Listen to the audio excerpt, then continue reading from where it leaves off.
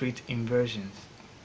So when you talk of inversion, then we are talking about just a change in intervals, chords, voicings, or melodies.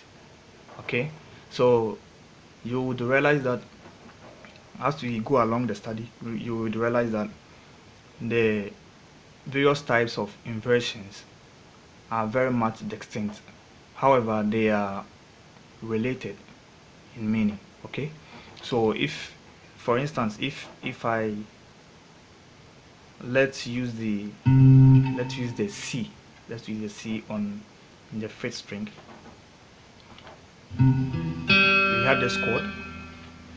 Okay, we have this chord. All right. So you realize that the note that constituted this chord, because we formed it before, so that constituted this chord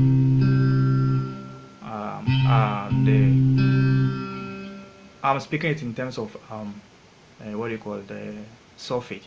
So it's going to be do mi so do mi so do mi so do mi so. Okay, that's the C, E, and then G. All right. So a case where we have the C being on top of the chord, the actual root being on top of the chord. The chord is what you call the zero position, or the root position. Okay, the root position. So this is the root position. Okay, this is the root position. So the same chord, we can have a case where the root will change. So it could either be the E or the Mi. So if I speak of E or Mi, then I'm just using the both. I like using the solfege a lot because I believe when I'm teaching someone, the solfege notes stick more than using the alphabet. So I like using the solfege notes very much because you can memorize that very well. Because in guitars we do a lot of memorization, not just memorizing, but you want to memorize with understanding. Okay, all right. So I can have a different shape of this same chord, the Do chord or the C major chord, with the root not being C. The root will change. Okay, so the bass note is not going to be C. It's going to change. So we had another one here. We had a similar one here.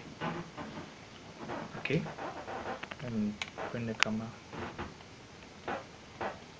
So I hope you've not forgotten. You had another one here, which looked like this. Then you could see that this one, the root is not C, but it's what? It's E.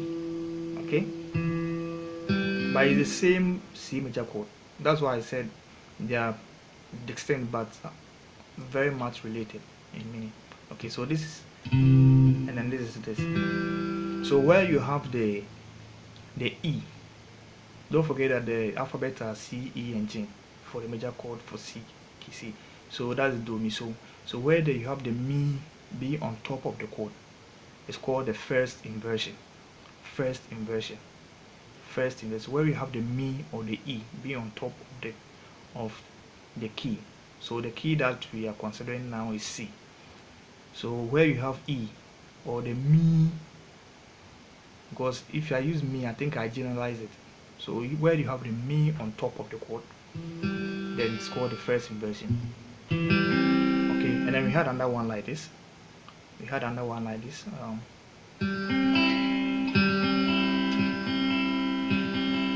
Okay, so here you could see that the So is rather on top of the chord. The So is on top of the chord. So where we have the So on top of the chord, then it's called the second inversion. The second inversion.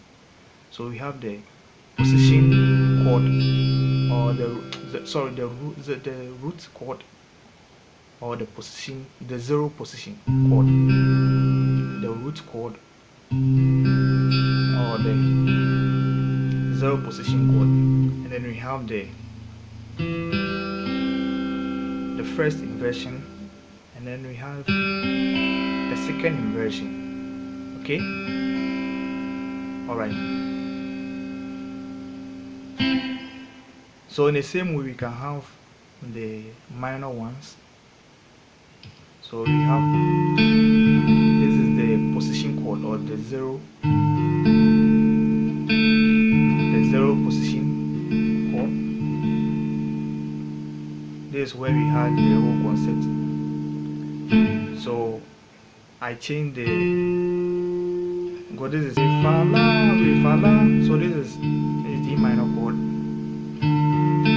re fa la, so, and then so this is the first inversion. This is the first inversion, and then this is the second inversion. Okay, this is the second inversion, this is the first inversion, this is the second inversion. The same thing applies to the E minor chord. First inversion, second inversion. Okay, now you come to the F major chord, right? So you can have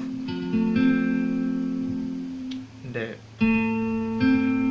first inversion, and then you can have the second inversion. Okay, the G major chord, you can have the first inversion and the second inversion, and you can have the A minor chord. Okay, so the same, you can have the first inversion and then second inversion. Okay, alright, so this is the meaning of inversion. Okay, so just a change of the positions of the notes in the chords. Okay, so when you have the mi being on top of the chord, we call it first inversion. When you have the so on top of the chord, we call it second inversion. And then when we have the actual root note on top of the chord, then we call it the position chord, or the root chord. We call the root chord or the zero position chord. Okay, that's how some theories name them, the zero chord or zero position chord, the root position chord, whichever way. Okay, so that's all for inversion. And you could see that in all these, it gives us different melodies. Okay, for instance, if I use this one, now my melody becomes the lower part of the chord, where I'm going to play my melody of the voicing. Okay, where I'm going to have the voice. For instance, if I have a song like this,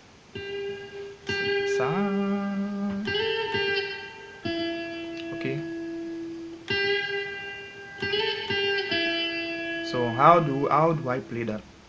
So I have to have a chord that will make me sound like I'll be playing the chord, and then at the same time, be playing the melody within the chord. So if I play it 1-1 like this, as I'm playing melodically.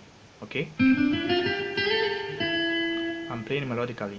So if I want to play a song, say that I would couple it with the chord, and at the same time hear myself play the song along. That means that I'll have to choose the right inversions for the chords and for the melody. Okay, all right. So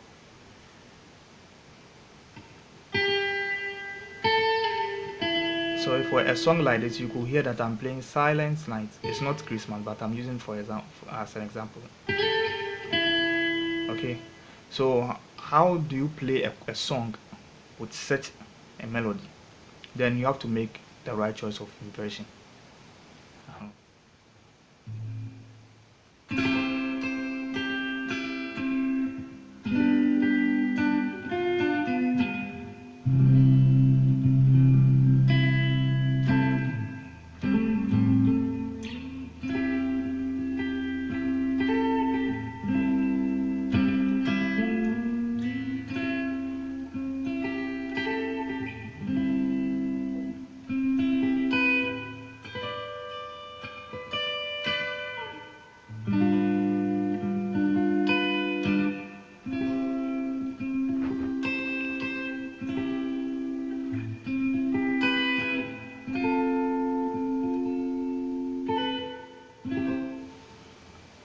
So I'm not really going to go much deeper into playing melody and then the chords at the same time, because I've not taught you chords progression. So when I get there, then we can couple the melody with the chords. So what I want you to understand is that the right choice of inversions would make you play whatever concert that you want to play. Okay. So you can have where the melody, the main part of the song, the melody part of the song be the bottom of the chord. Okay, bottom of the chord. This one. So maybe the main the main voicing of the song start with the major key or the main key, that is C. So you have to start on Do. So the chord that will give me Do, that will give me Do at the bottom is this chord, this inversion. So I use that. So first of all, you have to know the progressions of the song and then know what you can put in. Okay, and then we can also have a case where the melody will fall within the chords. That one we call it a hybrid, but I will not go there. But so basically, this is what we call the inversion, and then the voicing and all that. So use the right inversion, and then use the right chords when we are playing. So that is why I advise people that you keep on practicing, because when you keep doing it, certain things will come out automatically without even having a second thought of it. Okay, all right. So see you in the next video.